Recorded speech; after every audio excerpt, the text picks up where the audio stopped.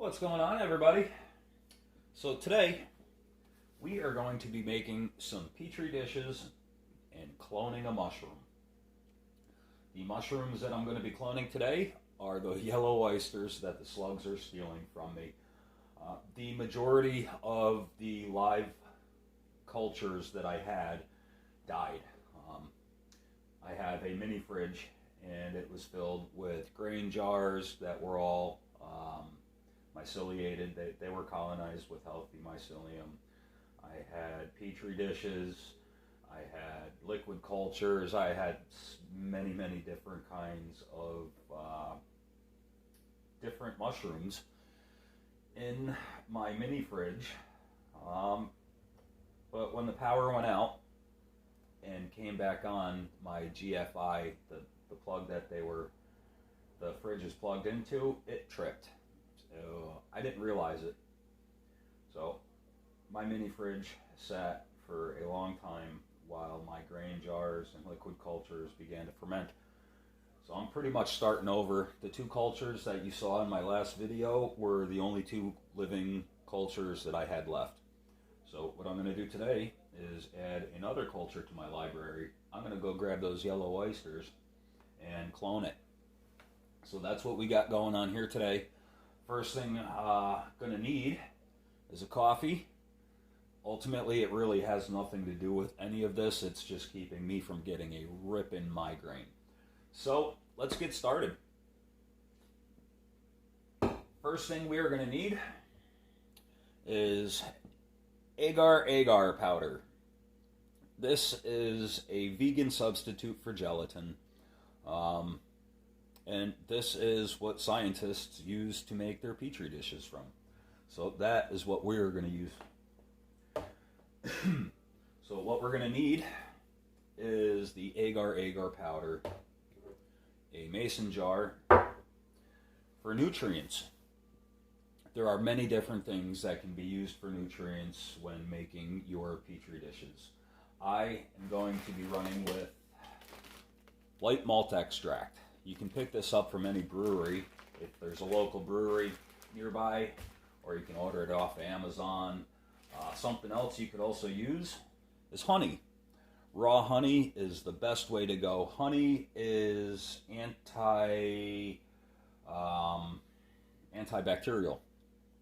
So if I were to make my agar, my petri dishes with the honey, then it would be resistant to different types of bacteria.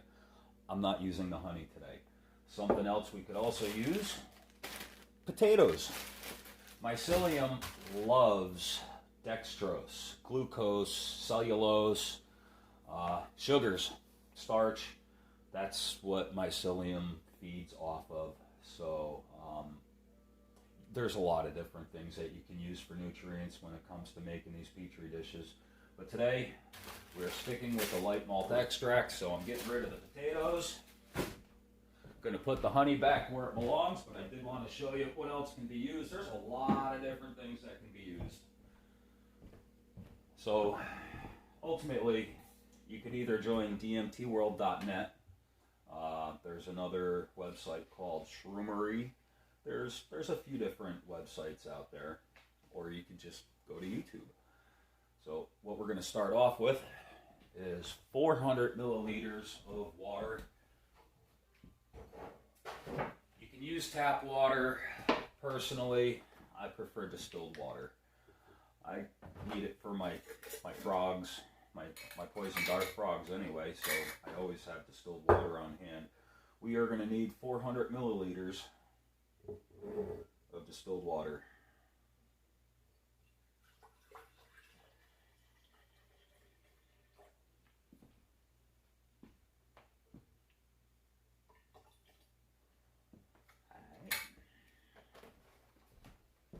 Next, we will need, I don't remember anything. I gotta write it down. If I don't write it down, then I'm just gonna screw it all up.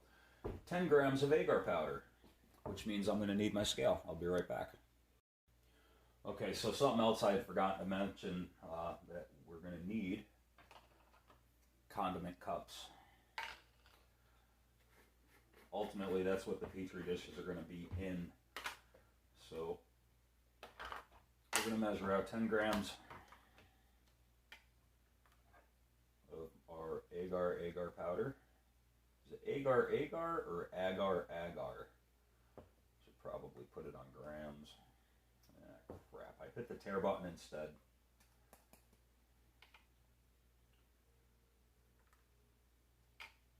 Tear, mode,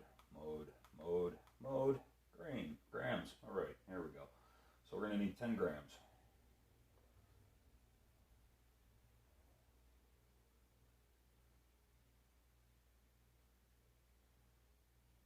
I'm going to try to get it as close as possible.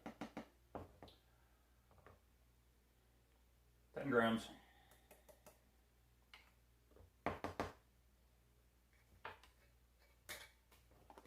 Too many lids.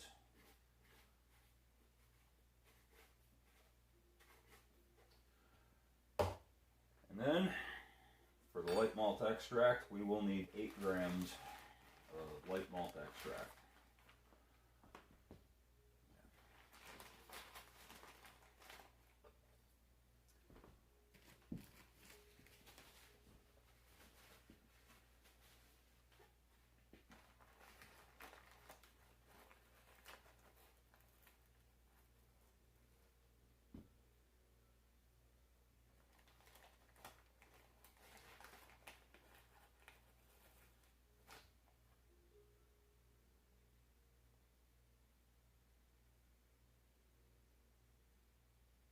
A little too much. Perfect.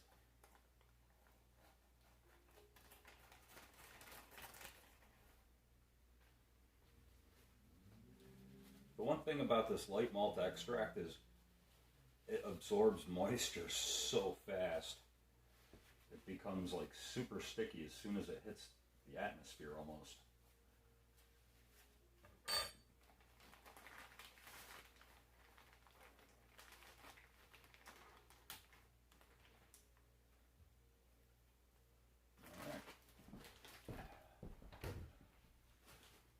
And for the final touch, which is not necessary, we're going to add a couple drops of food coloring, only because that will help us be able to see the mycelium just a little easier once it starts growing. So I'm going to put 2 drops in. Again, food coloring is not necessary. Not a requirement. So we'll put the lid on. And I'm going to shake the hell out of this for the next 10 minutes or so. And, oh, I forgot to put in the light malt extract. Dummy. There we go. That would help. Don't want to forget the nutrients. So when I'm done shaking the hell out of this, I'll be back. All right, well, I got this pretty well shaken up. It's damn near impossible to get 100% of that light malt extract to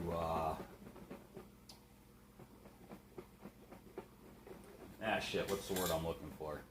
Dilute, break down, go into solution. Yeah, that's it.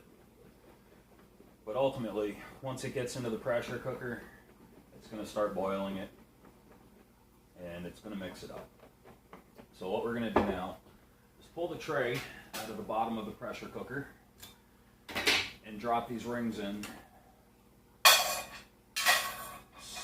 So the tray isn't sitting directly on the bottom of the pressure cooker, and the jar won't be in the water. We want it to get steamed, not boiled. So I got some filtered water here. Tap water would be okay for this, but I got a lot of minerals in my water, and it leaves a powdered residue all over everything. It doesn't need a whole lot of water. It's not going to be in there for very long, but what I'm going to do is get that up to a boil now. The igniter stopped working on my stove. Alright, so I'm going to get this up to a boil. once it starts pushing out some steam, that's when I'm going to throw this in. And this is going to be pressure cooked at 15 psi for a total of 30 minutes. And what that's going to do is it's going to sterilize my agar. Now, when we sterilize something, it has absolutely no way to stand up against outside contamination, molds, bacteria, any pathogen. The first one that hits it is going to colonize it. So everything from here on out with the agar has to be sterile. Otherwise, it will contaminate my agar, my petri dishes. We don't want mold or bacteria growing in my petri dishes. Otherwise, our yellow oyster mushroom isn't going to come out. Who the hell knows what I'll end up growing. Now, with the whole thing about masks and this and that, I know people don't want to hear it, about the whole COVID thing, but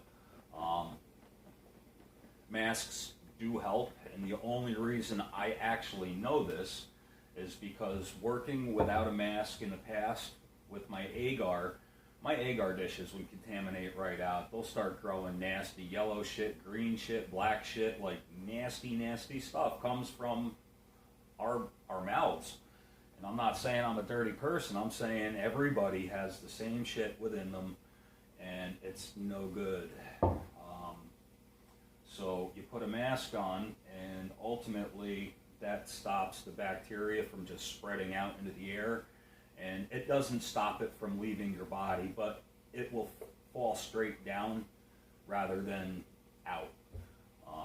So that's the idea for the mask, and why it's very, very important to use one while working with the agar. Even when working with a laminar flow hood, if you're working in a still air box, then no, it's really not that important, because the still air box is its own environment. But in general, when working out in the open air like I'm doing right now, a mask would be very, very important after the sterilization part of it. So what we're going to do, while that's getting hot, is I'm going to pull the lid off of this mason jar, and I'm actually just going to turn it upside down right after I rinse it off.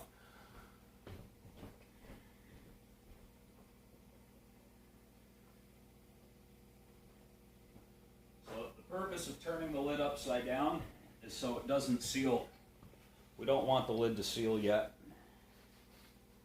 Not yet. Now I could avoid this by poking a hole through the lid, but I don't want to do that either, because then we're talking a lifespan. Once it begins to rust, it's no good. I can't use it. So we're going to put the lid on upside down. Put the ring on.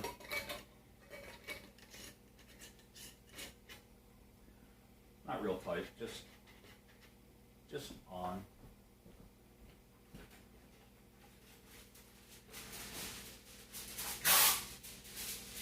And from there,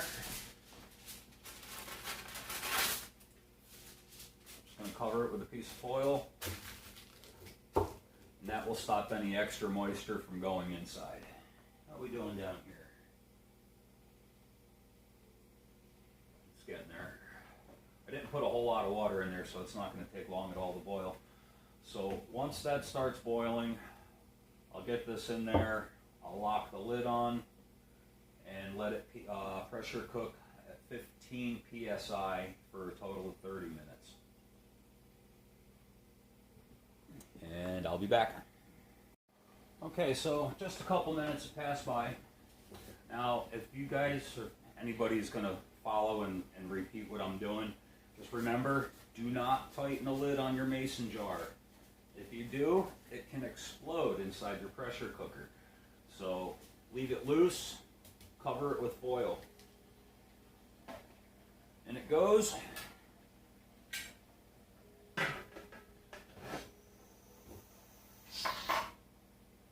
we wait for it to get up to 15 psi.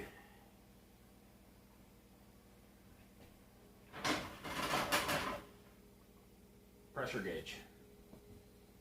You still can't see it. Oh well, alright. So, you're going to have to trust me. There's a pressure gauge on there. And this little rocker thingy, that will start making that noise once it gets up to 15 psi. And then we will start our timer for 30 minutes. And one other thing, as soon as that rocker starts making noise and gets up to pressure, that's when we're going to go out and pick the mushroom and bring it in. Find the one with the least amount of damage with the slugs on it, because the slugs are just loaded with bacteria. So if there's any of that slime crap in or on the mushroom when I put it to the petri dish, that's what it's going to grow. It's not going to grow the mushroom and mycelium out. It's just going to grow that bacteria out. So, all right, we'll be back. I'll be back. You'll be back. We'll be back. For you, it'll only be a second. Cheers, everyone. Okay, we're at 15 psi. 14. I'm going to turn it up just a little bit. It's one of the things I love about having a gas stove. I have total control over my heat. So, clock starts. We'll be back in 30 minutes. But for now, I'm going to step outside and go pick a mushroom. Alright, let's go for a walk. Time to reclaim my mushrooms, damn it. They're mine. Shit. You know what, though? This kind of worked out. Because if the slugs didn't eat them, I would have picked them, brought them inside, cooked them up. And I wouldn't have thought about adding this culture to my library.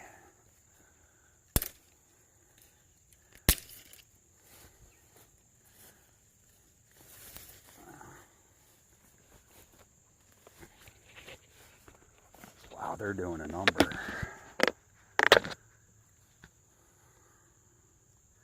I got something to put them in. Just drop the lid there for a moment.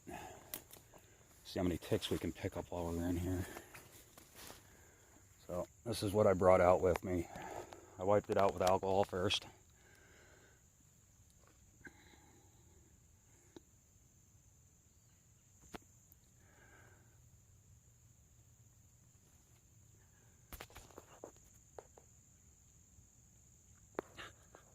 Bastards. So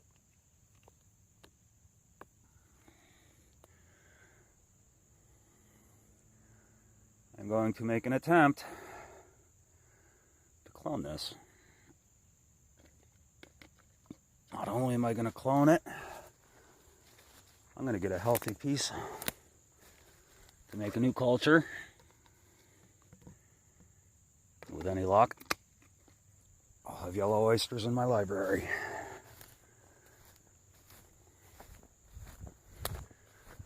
Now I gotta search myself for ticks.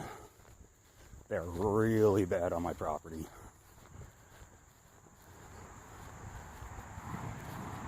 The county that I live in is known for their ticks. So I'm going to check myself out and we'll be back. Okay, so the timer just went off. So what I'm going to do now is I'm going to bring the pressure cooker over to the sink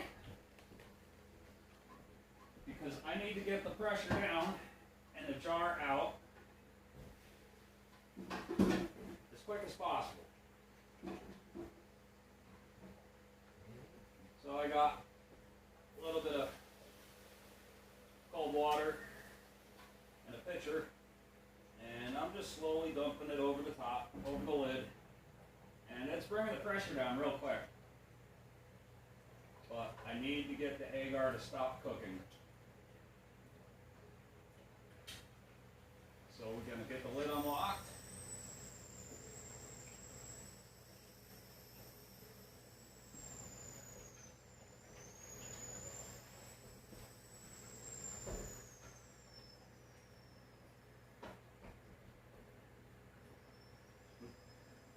Whatever you do not ever try to there's still pressure inside the pressure cooker. It will be one of the last mistakes you make, and you won't like it.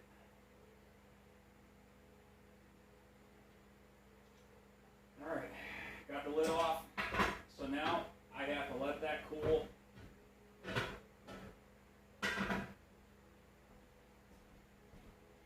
Enough so I can touch the jar, but I can't allow it to cool enough for the agar to solidify. You'll see that next. Alright, so we got the agar out, and at this point I'm a little worried that my phone isn't going to have enough storage to be able to upload the video. So I'm going to end this here. In the next video, I will be making transfers into my agar. So I'll be cutting up that mushroom. First, I will be pouring this into the cups, the condiment cups that I'm going to be using. And then I'm going to let it cool off, solidify, and then I'm going to be cutting up that yellow oyster mushroom and dropping pieces of it inside the culture cups. So I'm going to end this here. Wish you all much love, and I will talk to you all soon.